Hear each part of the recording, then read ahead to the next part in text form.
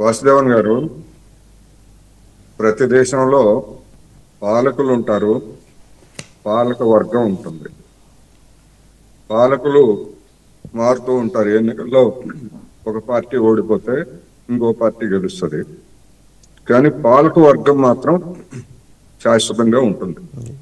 అధికార యంత్రాంగం శాశ్వతంగా ఎట్లా ఉన్నట్లు పాలక వర్గం అంటే ఎవరు? భారతదేశంలో కార్పొరేట్ కంపెనీలు, భూస్వాములు, వాళ్ళిద్దరి మధ్య ఉన్నటువంటి అవినాభావ సంబంధం.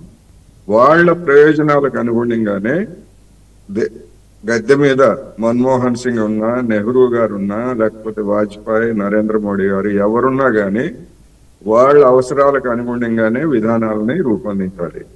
మిగిలినటువంటి రాజకీయ విషయాలు అవి వేరు. మనం చూస్తున్నాం పార్లమెంట్ లో బయట ఏ విధంగా వివిధ పార్టీలు కొట్టుకుంటున్నారు.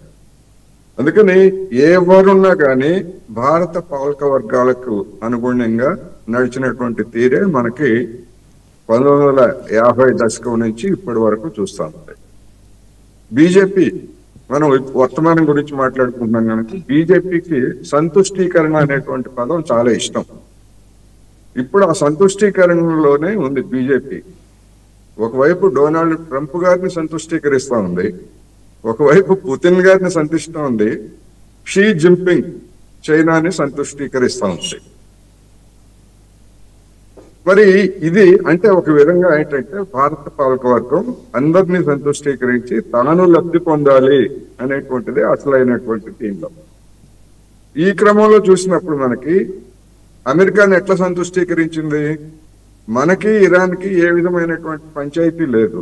అయినా కానీ మీరు ఇరాన్ దగ్గర ఆయిల్ కొనొద్దు అంటే మనం నోరు మూసుకొని ఆయిల్ కొనటం ఆపేశాం. అది అమెరికాని సంతుష్టీకరించింది. పుతిన్ ఎట్లా సంతుష్టీకరించారు? S-400 క్షిపణి రక్షణ వ్యవస్థలకు సంబంధించి మీరు కొనొద్దు అంటే అమెరికాని ధిక్కరించి మనం రష్యా దగ్గర వాటిని కొనుగోలు చేసాం. ఇంకా కొన్ని కొత్తవి కూడా కొనుగోలు చేయబోతున్నాం. ఆ విధంగా పుతిన్ని మనం సంతుష్టీకరించాం. మరి షీ జిన్పింగ్ని ఎట్లా సంతుష్టీకరించాం? గాల్వన్ లోయ ఉదంతాల తర్వాత మాటలు లేవు, మాట్లాడుకోవటాలు లేవు అని చెప్పేసి వీధుల్లో గంతులేసినటువంటి వాళ్ళందరూ మొన్న షాంఘైలో ఏ విధమైనటువంటి కలయిక చూసాం. మరి పెట్టుబడులన్నీ ఇవ్వడానికి అంగీకరించారు. సాధారణమైనటువంటి సంబంధాలు అంటే ఏంటి? ఒకటే ఒక విషయం, trade is different from war కదా. యుద్ధాలు జరుగుతూనే ఉంటాయి, వ్యాపారాలు వాణిజ్యాలు కూడా జరుగుతూనే ఉంటాయి. వార్ విషయానికి వస్తే మనకి అమెరికాకి వార్ లేదు, మనకి రష్యాకి వార్ లేదు కదా. అందుకని వార్ సమస్య కాదు. నేను మొత్తం మీద ఉన్నటువంటి సిచ్యువేషన్ గురించి చెప్తున్నాను. మరి చైనాతో వార్ జరిగింది, గాల్వన్ లోయ జరిగింది. ఎందుకని రాజీ పడ్డాం? వాళ్ళు రాజీ పడ్డారు, మనం రాజీ పడ్డాం అనుకుందాం కాసేపు. మనం ఎందుకు రాజీ పడాలి అనేటువంటి ప్రశ్న వస్తుంది. సరే, అది డిఫరెంట్ సబ్జెక్ట్. అందుకని ఇప్పుడుకి వచ్చేసరికి విమానాలు రష్యా నుంచి యుద్ధ విమానాల గురించి ఇంకా ఎటు తేల్చలేదు మనం. ఎందుకని తేల్చలేదు? ఆ రష్యా విమానాలను చూపించి డొనాల్డ్ ట్రంప్ తోటి బేరమాడుతున్నాం. నీ సంగతి చెప్పు, నువ్వు మాకు అనుకూలంగా ఉంటావా, మా మీద ఒత్తిడి చేయకుండా ఉంటావా లేదా? లేకపోయేట్లయితే మేము రష్యా తోటి విమానాలు కూడా కొనుగోలు చేస్తామని చెప్తున్నాం. రెండో వైపు ఏమిటి? అదే ట్రంప్ మీరు రష్యా దగ్గర ఆయిల్ కొనొద్దు అంటే మనం ఆపేశాం కదా, కొత్తగా ఆర్డర్లన్నీ బంద్ చేశాం కదా. ఇప్పుడు ఆ విధంగా అయినప్పటికీ పుతిన్ రష్యా ఏముంటుంది, తెగేదాకా లాగట్లేదు. ఎందుకని వాళ్ళకి తెలుసు, ఒకప్పుడు రష్యా నుంచి మనమేమి చమురు దిగుమతి చేసుకోలేదు. ఈ ఉక్రెయిన్ యుద్ధం తర్వాత మాత్రమే మనం రష్యా నుంచి చమురు దిగుమతులు చేసుకున్నాం. అందుకని వాడి మార్కెట్ వాడికి ఉంది, రష్యా వాడి మార్కెట్ రష్యాకు ఉంది. ఈ నేపథ్యంలో మిగిలిన విషయాల మీద మనం భారతదేశంతో తెగేదాకా లాగొద్దు అనేటువంటిది రష్యా వైఖరి.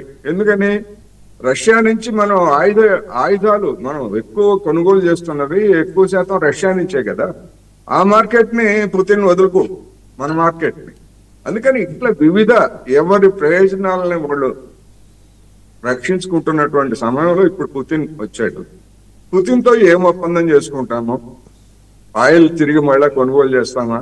విమానాలు కొనుగోలు చేస్తామా? లేకపోతే ఇతర ఆయుధాలను అంటే S-500 నెక్స్ట్ వర్షన్ చెప్తున్నారు కదా, వాటిని మనం ఎన్ని కొనుగోలు చేస్తాము, ఇవన్నీ కూడా ఒకటి.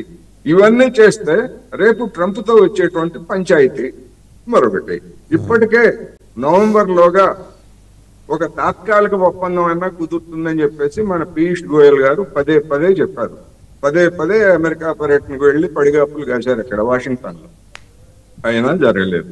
మన పాపారావు గారు చెప్పినట్టు కారణం ఏంటంటే మన వ్యవసాయ పాడి రంగంలోకి వాళ్ళు ప్రయోగించడానికి నరేంద్ర మోడీ సర్కారు ఇప్పటి వరకు, అంటే మనం మాట్లాడుకునే సమయం వరకు అంగీకరించలేదు.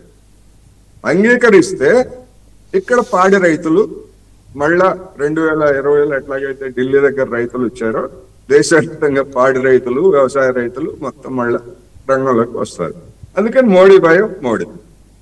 ఈ నేపథ్యంలో ఏం జరుగుతుంది, ఏం ఒప్పందాలు చేసుకుంటాయి అనేటువంటిది ఈ ఫైనలైజ్ అయిన తర్వాత మాత్రమే మనం మరొకసారి మనం దాని మీద మంచి చెడ్లన్నీ మాలేదు. ఇప్పటి వరకు అయితే ఎవరి గేమ్ వాళ్ళు ఆడుతున్నారు. మోడీ గారి గేమ్ మోడీది, పుతిన్ గేమ్ పుతిన్ది, ట్రంప్ గేమ్ ట్రంప్ది, Xi Jinping game Xi Jinping. అంటే apart from this sir, Koteswararao గారు అర్జెంటుగా పోప్ గారు ఎందుకు వచ్చేసారు లైన్లోకి? పోప్ గారు ఎందుకంటే బహుశా మన ట్రంప్ గారికి ఒక దారి చూపించడానికి ఏమన్నా అయి ఉండొచ్చామని నాను. ఎందుకంటే ఇప్పటి వరకు మనం చూస్తే అమెరికా యుద్ధం చేసినటువంటి దేశాల్లో ఎక్కడ ఇంతవరకు అమెరికా గెలవలేదు.